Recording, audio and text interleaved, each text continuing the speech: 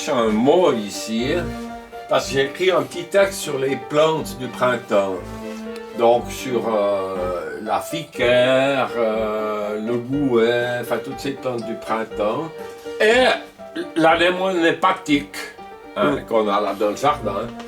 Et puis je dis un petit mot rigolo, je dis à la fin de mon texte, un petit mot rigolo sur l'utilité pharmacologique de ces plantes. J'aurais pu dire phytothérapique, tu vois, mais que les anciens souvent ils prenaient la forme d'un truc et ils disaient ah ça ressemble à ci, donc ça doit guérir ça, tu vois.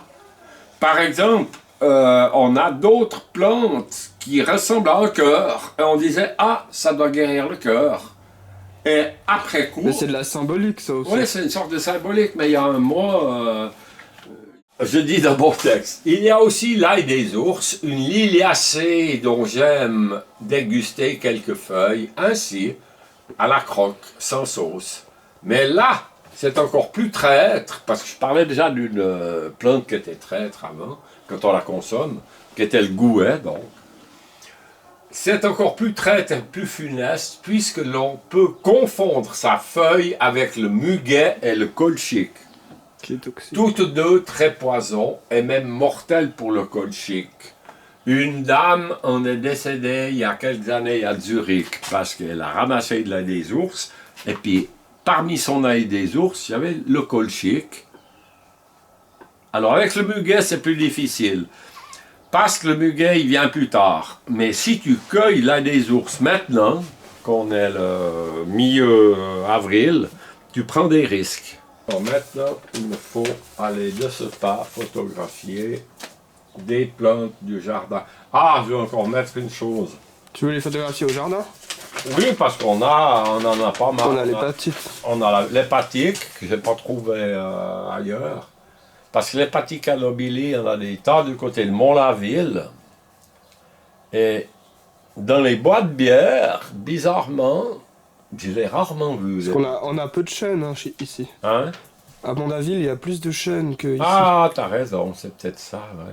En tout cas, quand tu t'approches de Cossonay, ouais, autour de Cossonay, il y a énormément de buissons de chênes. Oui, c'est sans doute pour ça. Que nous, on a du hêtre et du sapin, surtout. Ouais, mais en tout cas, l'hépatique, ici, j'en ai rarement vu, à part dans le jardin.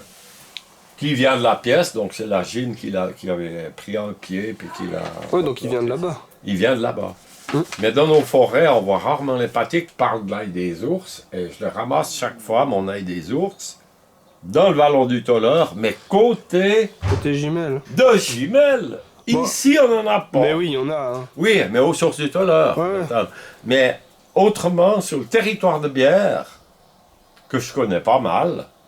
Je crois vraiment qu'il n'y a pas d'ail des ours au rutier. Moi, je n'ai jamais vu d'ail des ours au rutier. Par contre, j'ai... Moi, je suis presque sûr d'en avoir vu. Vers la petite fontaine. Tu vois où il est le tout petit bassin au rutier? Ouais, devant le rutier. Ouais, un peu de côté, là, sous un bosquet. Alors là, je me souviens qu'il y avait des houx. Puis ma grand-mère... oui, là, il y a du houx. Quand j'étais petit, c'était joli. Il y avait cette petite fontaine qui coulait. Puis il y avait tout une frondaison, on était à l'ombre là-dessous, c'était merveilleux. Mais alors, je sais qu'il y a donc l'arôme maculatum, donc le gouet au rutier, qu'on pourrait confondre.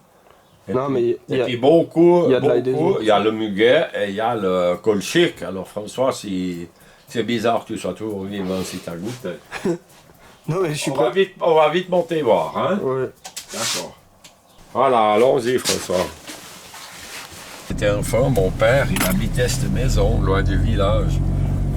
Et le Vili, qui était un citadin helléniste, enfin... Helléniste? Oui, il aimait la Grèce antique, tout ça. Il avait horreur de ce rutier. Le Vili, il avait horreur de toute la nature... monter là à vélo, avec un grand vélo à pédale, qu'il y avait de la neige, des gonfles, il avait horreur de ça, le Vili. Il voulait goudronner toute toute ta planète. Tout le jardin. Il voulait goudronner tout le jardin, le Willy. Il a dit, ah non, mais là, on va tous à goudronner. Non, tu vois, mais il y avait la Gine, qui était ma mère, qui, elle, était une fille de la nature. Elle adorait la nature. Alors, ben, moi, je suis un mélange entre les deux. Moi, je dis, il faut goudronner, mais que la moitié, quoi. La génétique. Ouais, il y a un petit côté aléatoire. Voilà.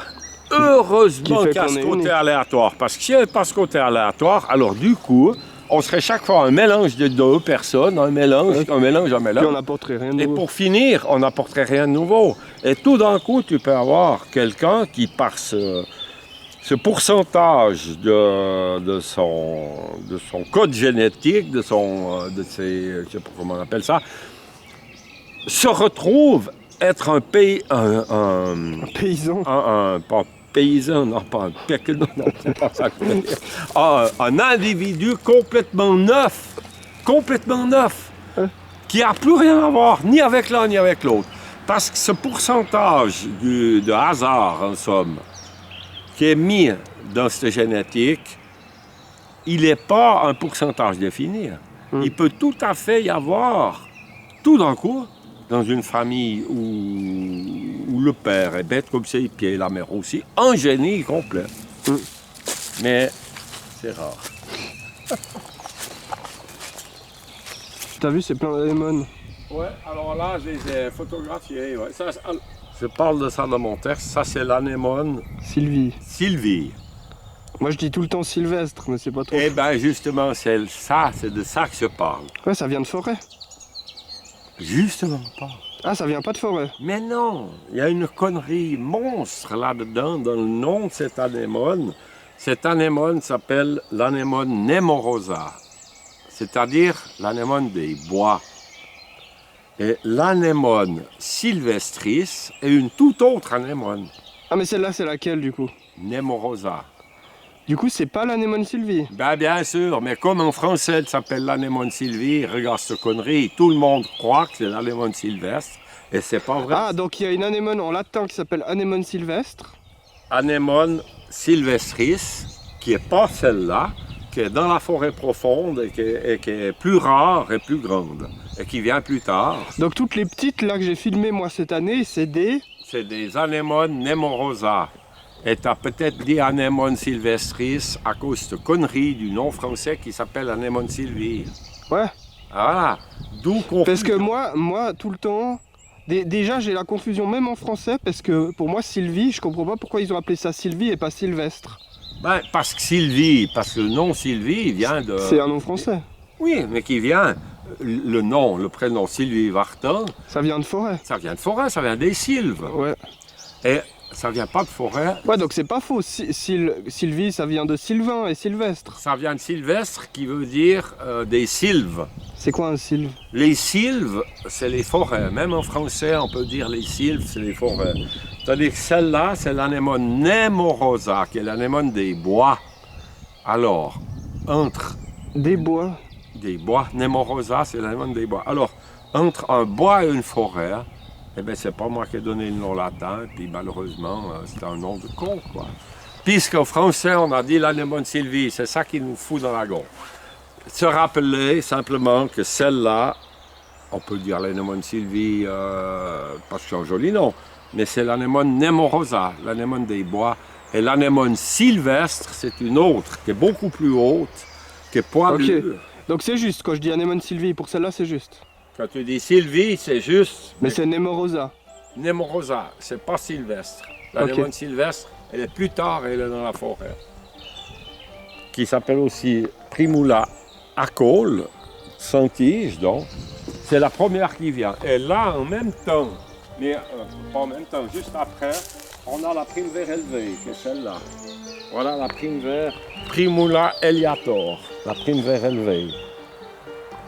Et là, dans le champ un peu plus bas, on a la Primula officinalis, qui est plus du tout cette couleur jaune Elle est pâle. plus orange. Elle est beaucoup plus orange et elle est très petite, fermée, aussi sur une tige. Ouais, donc ça c'est l'éliator, c'est l'élevé. Ça, c'est l'élevée, celle-là. Celle-là, elle sent rien. Celle-là ne sent rien. Et Donc là, on a l'élevé, là, on a l'élevée. et puis la vulgaire. Et puis la vulgaire qui est là. Et puis là, on va voir la... Dans le pré, on va voir l'officinalis, qui est donc... Officinalis, ça vient des pharmacies, des officines de pharmacie.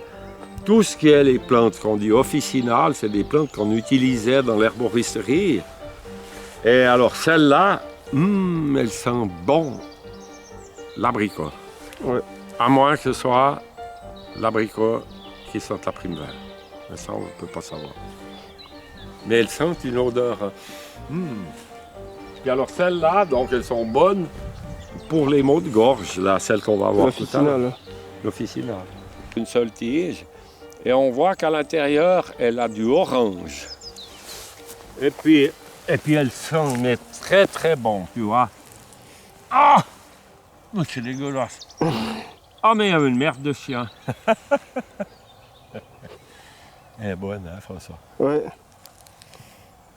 Non, alors elle sent pas tellement aujourd'hui. Mais normalement, elle sent très bon. Hein. Et puis elle sent pas tellement, c'est parce que ça dépend l'heure du jour. Et puis il faut qu'il fasse un peu chaud pour qu'elle sente.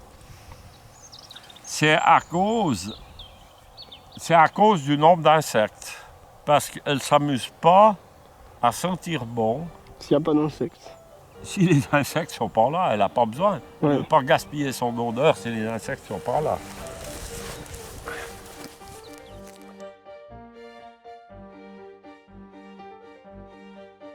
Voilà, c'est chez nous, mais c'est assez rare. Parce qu'il y en a aussi hein, dans les C'est une jardins. liliacée qui vient donc après le cil à 2 feuilles que tu avais photographié. Elle est beaucoup dans la vigne. Ça s'appelle le muscari. C'est le mieux de... Non, muscari. Muscari. Ouais. Ça n'a pas un autre nom? Ben non, parce que le nom français, c'est le nom latin. C'est le muscari. Et il y a des plantes assez rares. Mais celle-là, elle est toxique, non? Probablement. Elle a une tête à être toxique, en tout cas. Beaucoup de liliacées sont toxiques. Hein. Ouais. Mais beaucoup sont aussi bonnes, comme l'oignon, comme tout ça. Les liliacées, il faut toujours se méfier. Il y a des très toxiques. Ouais. Ah, François, depuis là, je te donne acte que tu as raison. Ouais, mais moi depuis là, je vois que... Il y a regardé quelque chose là qui est joli, magnifique, tu vois, qui vient de pousser. Tu sais ce que c'est? De quoi? Celle-là, celle-là. C'est magnifique qui a poussé en quelques jours. Celle-ci. Non, je vois pas. C'est le Polygonatum verticilliatum. Non, c'est pas le verticillié, c'est le Polygonatum. Je ne me rappelle plus comment. Donc en français, c'est le sceau de Salomon. Ah! C'est le sceau de Salomon. Elle va venir très grande. Ouais, c'est joli, puis ça fait des petites clochettes blanches.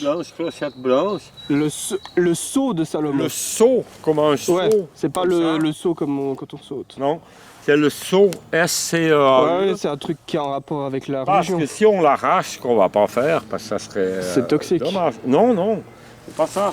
Mais si tu l'arraches, elle a une racine dessous, qu'une racine qui sera tout droit, puis après ça va comme ça, un petit bout, puis là-dessus, il y a des fleurs des années d'avant qui sont tombées, et puis ça fait comme un seau. Ouais.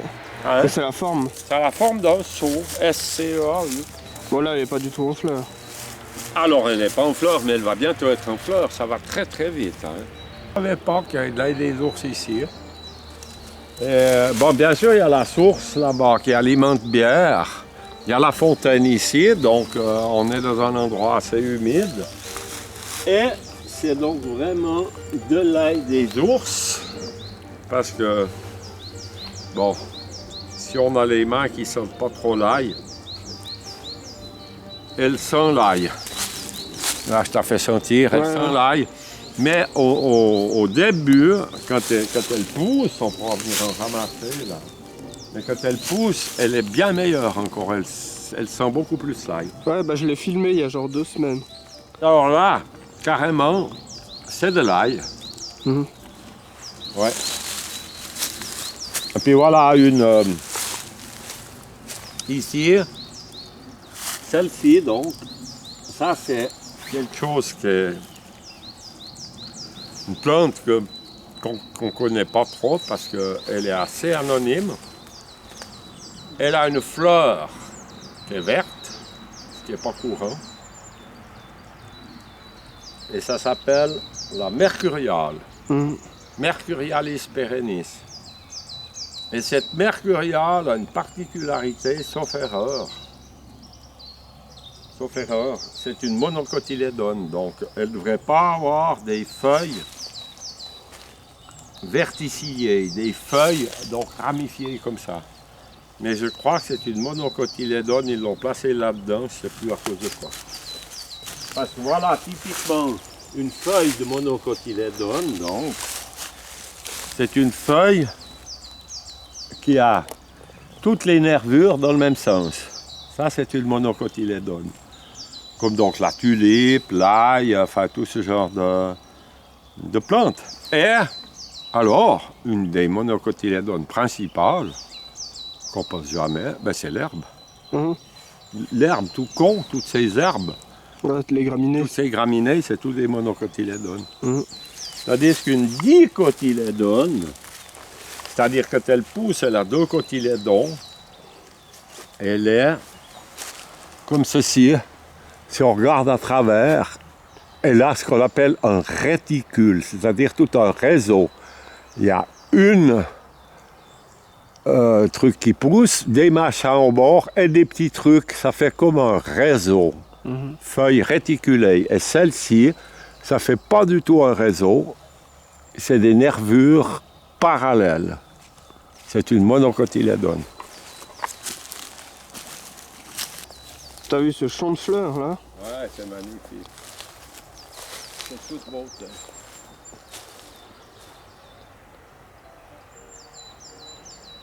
Puis c'est comme j'écris dans mon texte, qu'est-ce que je me suis lassé de beaucoup de choses, des livres d'enfants, des trucs qui m'intéressaient vivement, puis qu'après, bon, au bout d'un moment, t'intéresses toujours, mais moins. Et il n'y a qu'une chose qui m'a vraiment jamais lassé, c'est la nature. En toute saison, peut-être justement par le fait qu'il faut la mériter, il faut l'attendre, parce qu'elle n'est pas toujours là. Donc, si tu collectionnes les livres d'enfants, ben, tu as ta collection qui est là, puis tu peux les regarder quand tu veux. Puis ça, eh bien, non, c'est maintenant, c'est là. Et tu viens dans 2 semaines, c'est tout différent. Et tu venais il y a 2 semaines en arrière, eh bien, c'était tout différent. Bah, j'étais là, ouais. Ouais, voilà. Alors, avant, ici, par exemple, bah, il y a 2 semaines, il y avait aucune de toutes ces fleurs, il y avait un champ de personnages ici. Personnage et le tussilage. Le taconnet, qu'on dit en vaudois. Ben, le tussilage, il n'est plus là. Même les personnages, hein, les personnages là, on a marché dessus. On a marché dessus, c'est là qu'elles étaient, il n'y a plus rien. Il y a... Ouais, il n'y a plus rien. C'est génial, c'est chaque année renouvelé. Là, voilà, les personnages, bah... Voilà, c'est plus... Voilà, il n'y a plus que la feuille. Il n'y a plus que la feuille, donc elle... Une véritable magie. Et puis, déjà, là, est présent toutes les fleurs qui vont venir plus tard. Bah, comme le sceau de Salomon et tout ça. Bah, elles sont déjà là, mais on les voit pas encore. Ben, on reviendra au Ruti ici, puis tu verras qu'il y en aura encore des tas et des tas d'autres qu'on ne soupçonne même pas qu'elles sont là en devenir. Ouais. C'était profond jusqu'à l'automne. Personne ne soupçonnerait qu'ici, à un moment donné, il y aura des clochettes, c'est-à-dire la famille des Campanulacées. Il n'y a aucune campanule. Et plus tard, ça sera plein de clochettes de campanules en été. Le millepertuis perforé, mais tu ne sais même pas où il est. Eh bien, il sera là après. La réponse en épi, la Phyteuma spicata, qui va venir fin mai, non plutôt juin, quand il commence à faire chaud. Cette réponse, qu'il y en aura un peu partout. Tu ne sais pas où elle est. Tu ne vois même pas le petit bourgeon du truc. Non, c'est fabuleux. C'est vraiment mais impressionnant, fabuleux la nature. et dire que c'est moi qui ai fait tout ça. Parce que je suis Dieu, mais bon, personne ne le sait, mais moi je le sais. Et je ne tire aucune fierté. Rigole au moins à ta blague, sinon on va te prendre au sérieux. Ah ouais, on va faire une religion autour de ma personne. Trouver ce que je savais pas, ce que j'avais oublié, mais que je savais un jour ou l'autre, cette théorie qui dit qu'une forme, comme une forme de rein dans une plante, va soigner le rein, ça s'appelle la théorie des signatures. Et c'est Paracelse qui avait mis ça au point, qui était un alchimiste. C'était bien donc un rapport avec l'alchimie. Paracelse. Paracelse, oui. Par exemple, la sanguisorbe, qui est une plante qu'on connaît, qui est une plante qui est toute rouge. Ils avaient remarqué que cette plante arrêtait les hémorragies. Ouais. Et en réalité, c'est vrai. Et ils l'ont liée parce qu'elle était rouge et que symboliquement ça faisait Voilà, ils ont lié cette plante. Ils ont appelé sanguisorbe parce qu'elle a la couleur du sang. Et en se frictionnant avec cette plante, ça arrête les hémorragies. Théorie des signatures. Et ça marche souvent, comme je disais tout à l'heure, Ouais. pour les pâtes. Ça marche souvent, mais parfois tu te tues. Parfois tu te tues, voilà, c'est ça. Mais par exemple pour la sanguisorbe, ça marche. Et après on était très étonnés de voir que ça marchait. Mais c'est aussi parce que les anciens, ils faisaient toutes sortes d'essais avec ces plantes. Et bien sûr, sur tous les essais qu'ils faisaient, il y avait des trucs qui marchaient et d'autres pas. Et puis ils gardaient en somme ce qui marchait. Ouais.